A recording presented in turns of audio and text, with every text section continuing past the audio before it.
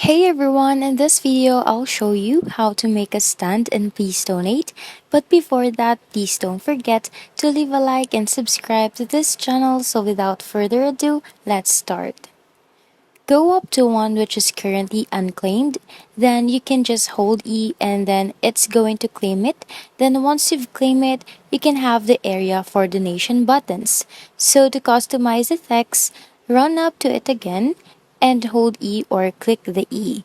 Or you can edit your stand, you can type things on it, then tap apply and then it will be applied. You can also change the look of the booth by clicking the cog icon, which is the settings. You can choose the booth model and such. For your item to appear as a donation button on the stand and please donate, it needs to be on sale. So here on creation page, go to sales and make sure it's toggled on. But just remember that Roblox take 30%, then tap on changes or save changes. Once we're back to please donate, go and claim a stand. You should then go and get a Roblox button.